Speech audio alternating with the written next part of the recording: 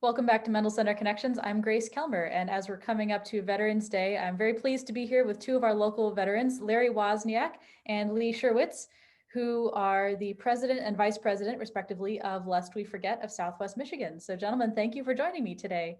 How are you doing on this lovely weekend? Doing wonderful.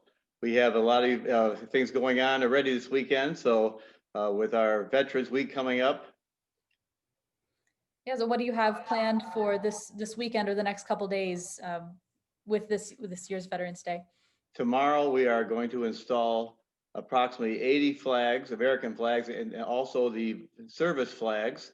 We just ordered a new flag that came in this week of the Space Command for Space Force. So that's going to be added to the roll of flags now. So the sixth service.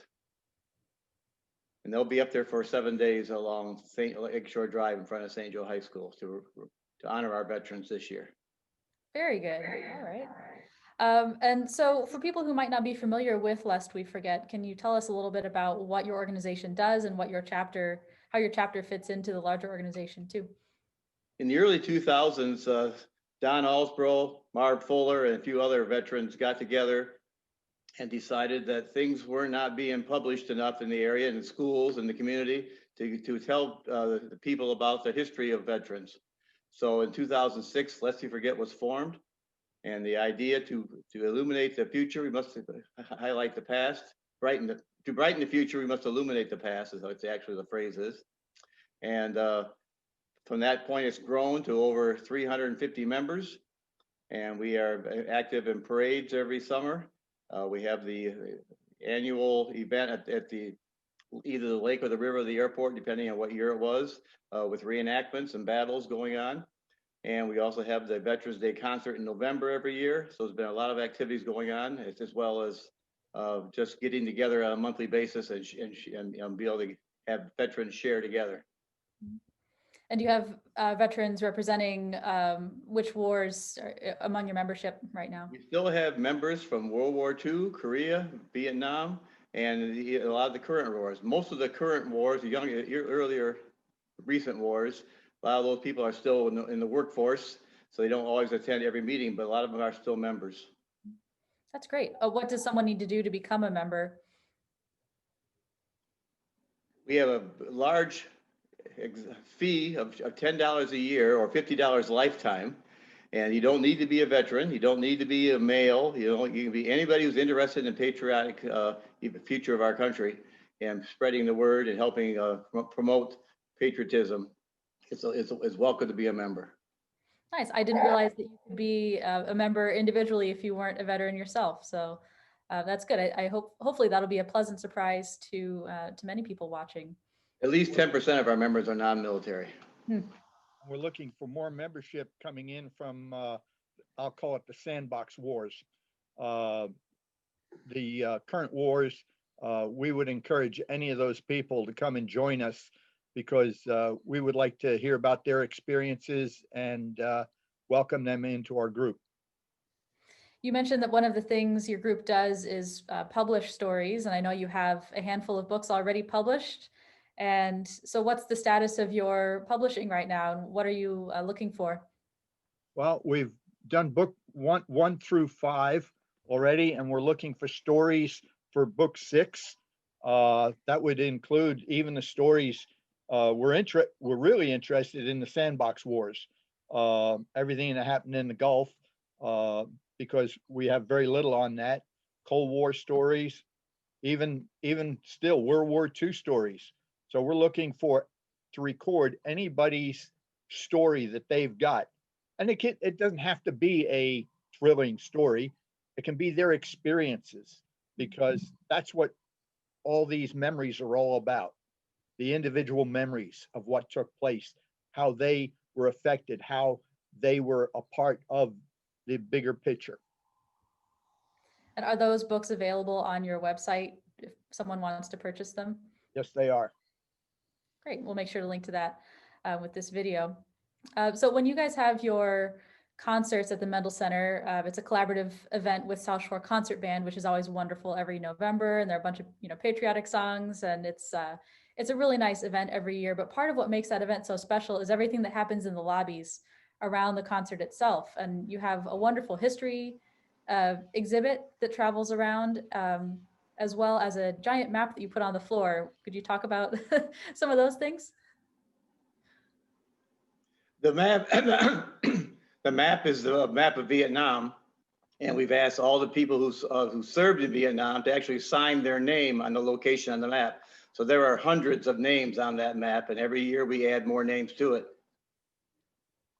That's The great. traveling event, of course, is moved around on a monthly basis to a lot of libraries and senior centers and in the area. But this year, of course, we were limited to do that. But we will also bring those items to the Mendel Center lobby to promote our events too. Very nice. You've told me that you actually, the two of you do speaking engagements as well, that you can go to speak to a club or group or organization if they would like to hear Yes, about veteran stories. What's that about? on Veterans Day on the 11th, Larry and I will be at the North Berrien Senior Center in Kelmer at 1 o'clock. And they ask that you contact them, let them know so they have an idea of how many people are coming. But I will be talking about the Berlin Wall. I actually was up at the Berlin Wall and chipping on the wall in 1990, and it was an eventful experience, and that's what I'm going to relate. Wow. Oh, that sounds fascinating. Yeah, I've been to Berlin since, a handful of times, but just seeing the pictures from that time, it would be from, Mark, right at the fall. That would be such an interesting time frame to hear about. a marked contrast. I've been to Berlin many, many times. I lived in Germany for 15 years in the Air Force during the Cold War, and the Cold War was a real war. The best news is we didn't fire any shots. But if we hadn't been there, it would have been a different picture. But been to Berlin many, many times, and the dark and gloomy and no smiles atmosphere on the east side of the wall in East Berlin, and then the contrast of from November of '89 and the wall coming down, the joy and the happiness being brought back into the lives of the people. And I'll be talking about that.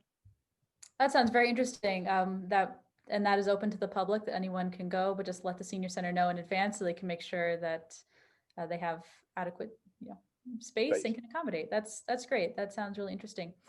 So then what are you looking forward to in 2021 and beyond? What's on your calendar? What's on your radar for the future?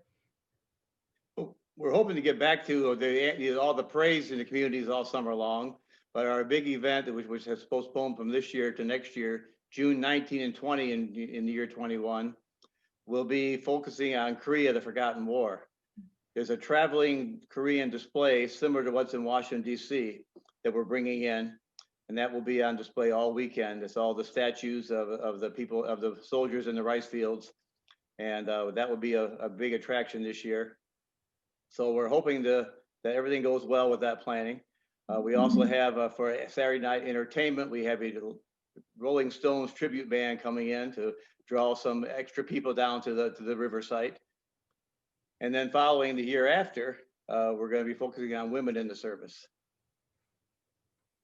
Not just all the support roles also.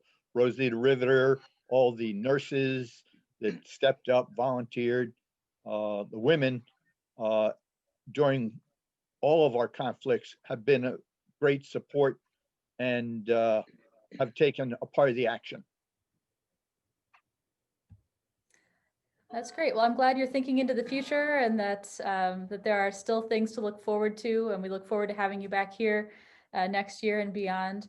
But until then, I'm just so glad that you both are safe and healthy during this time. And again, as it is Veterans Week now, I just want to thank you both for your service, and for the service of the 90% of your members who are veterans themselves, and all the family members who've been supportive of them. through their service and beyond. So thank you again, Larry and Lee, for taking some time to talk to me today and sharing your story with us. Thank you, Grace. Thank you. Thank you.